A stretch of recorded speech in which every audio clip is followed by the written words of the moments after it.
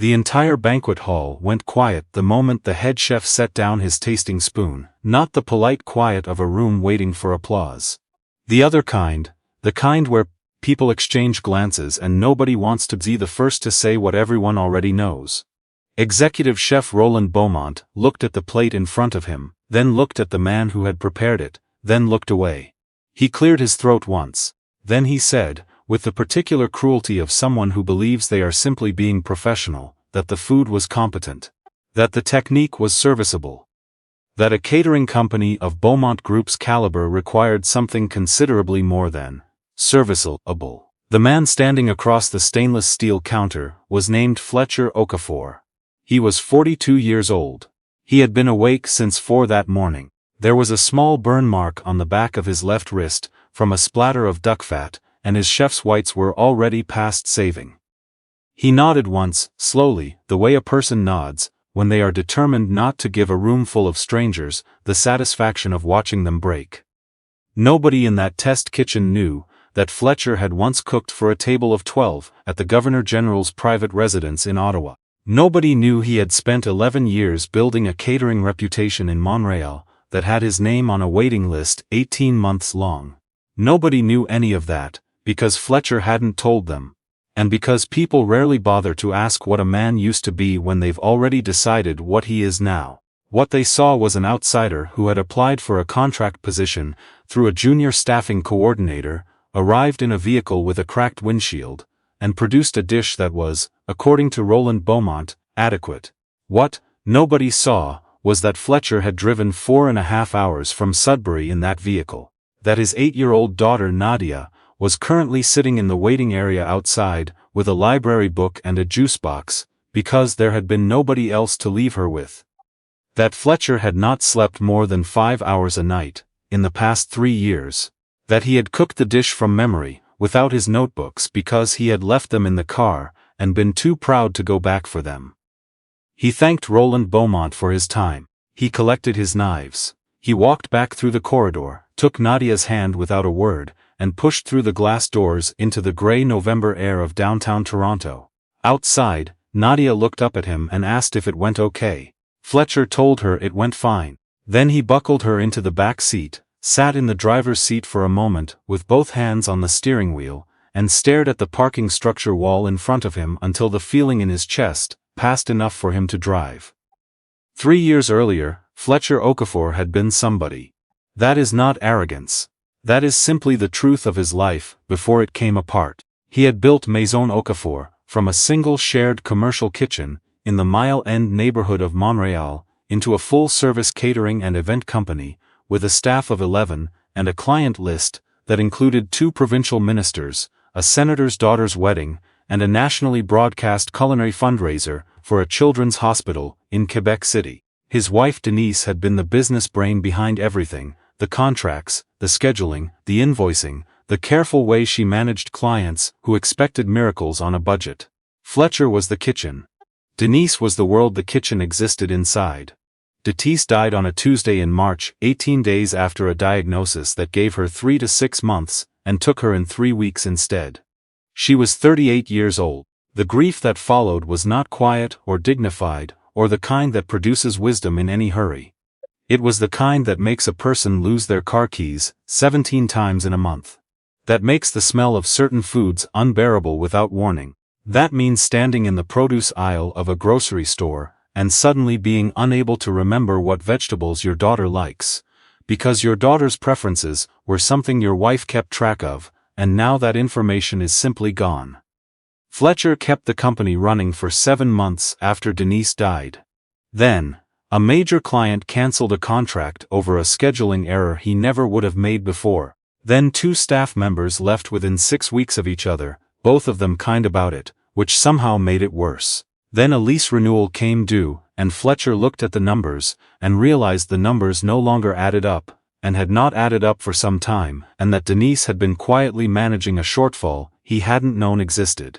He wound down Maison Okafor quietly, in the way of someone who is too tired to be angry about it. He sold the commercial equipment, he paid out what he owed, he packed up the apartment in Montreal, loaded Nadia, and what remained of their life into the back of a moving van, and drove north to Sudbury because his older brother lived there and had a spare bedroom and had offered without being asked.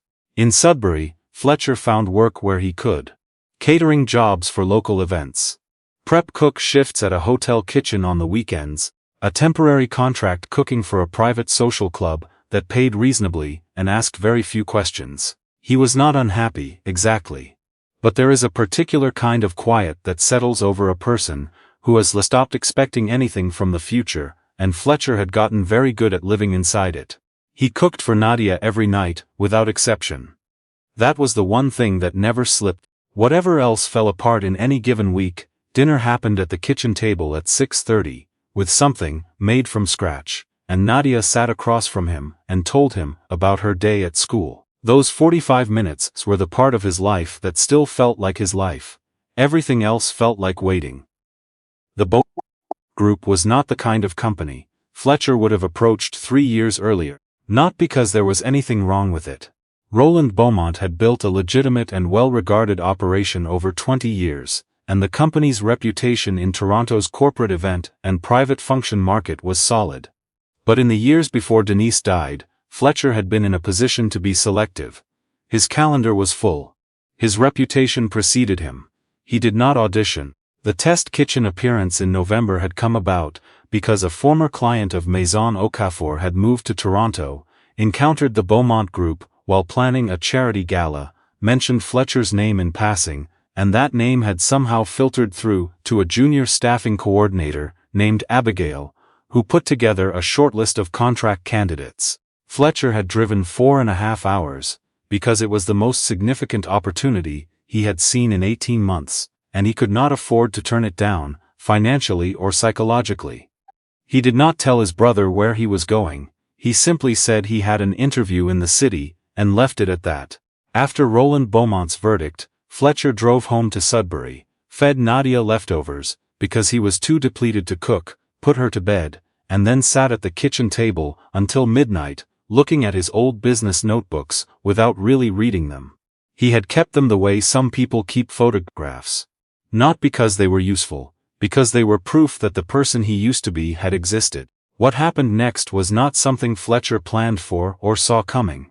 It began, as many things in the catering world do, with someone's anniversary party going wrong. The Beaumont Group had been contracted to handle a 50th wedding anniversary celebration for a prominent Oakville family.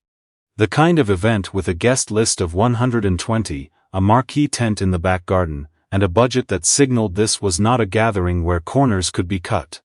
The event was 5 days away. The head chef assigned to the project had a family emergency and flew to Calgary. The backup chef came down with something that kept him horizontal. Roland Beaumont spent 2 days trying to solve the problem through his existing network and came up empty. His assistant, a composed and practical woman named Sylvie, was the one who pulled Fletcher's application back from the shortlist file.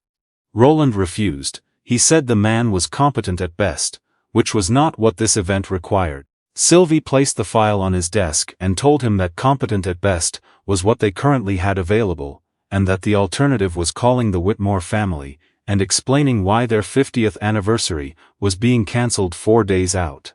She then left his office, which was her way of indicating that the matter was not, in her view, actually up for debate. Fletcher received a phone call at 7:45 the next morning. He was standing at the stove making Nadia's oatmeal. The offer was presented as temporary, a single event.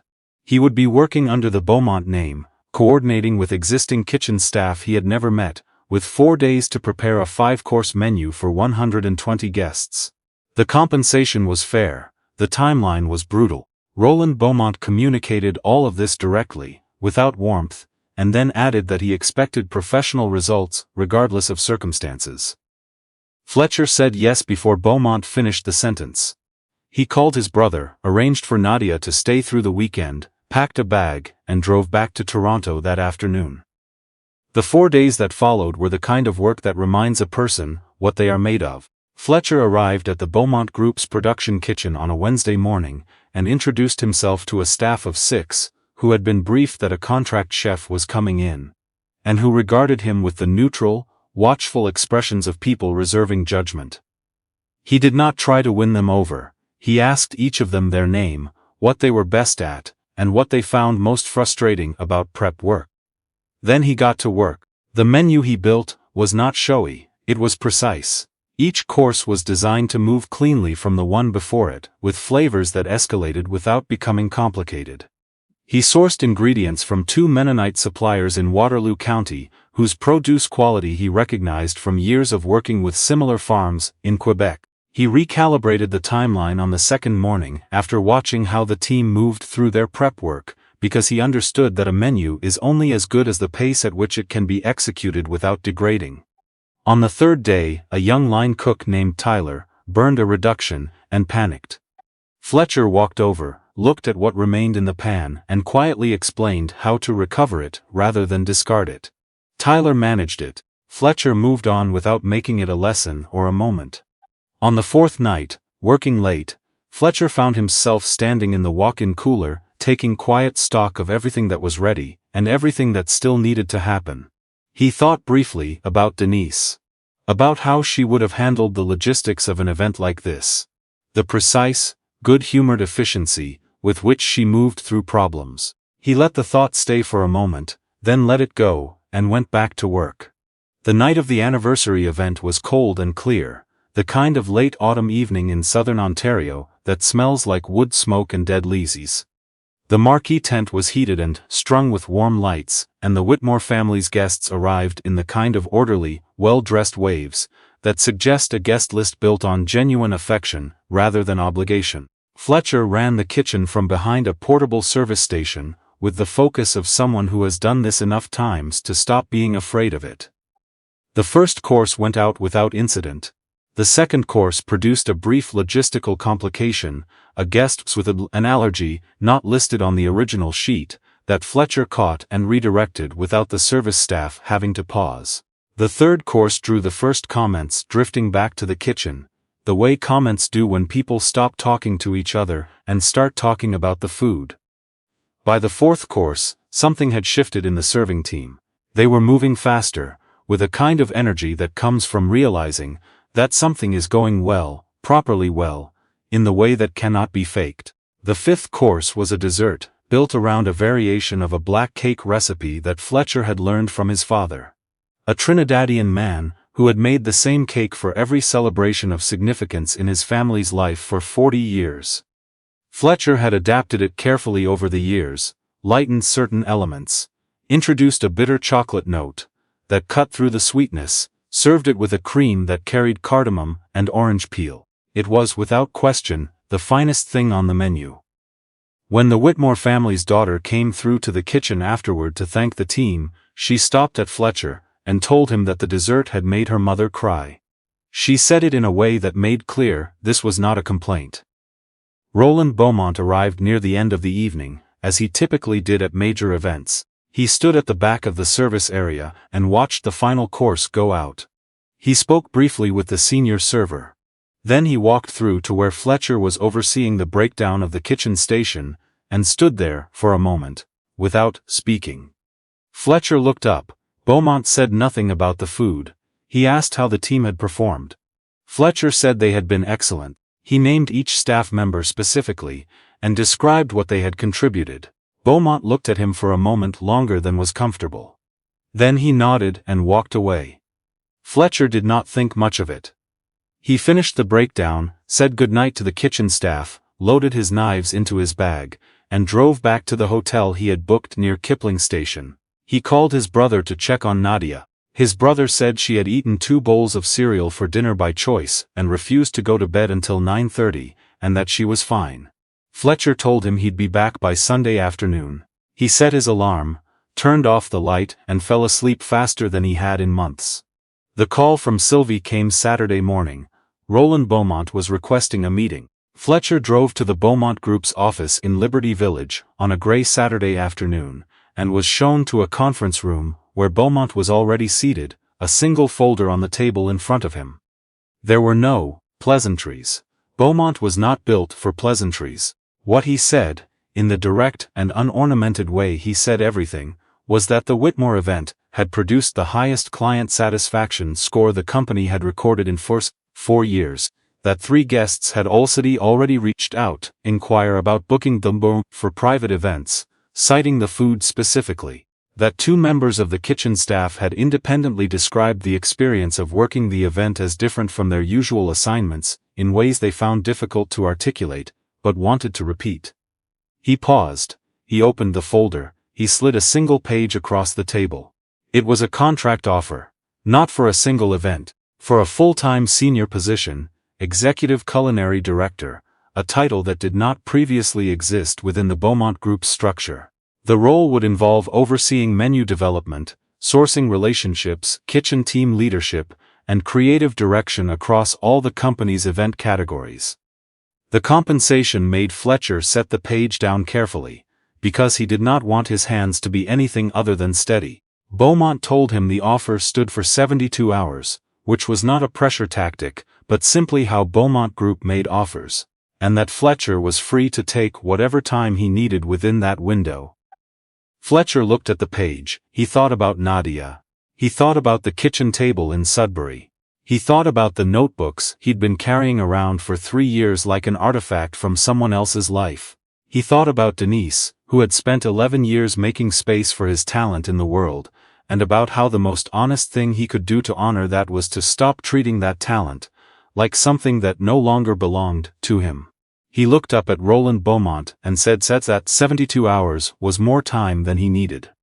Beaumont picked up the folder, stood, and offered his hand across the table. His expression did not change significantly, but something in it shifted.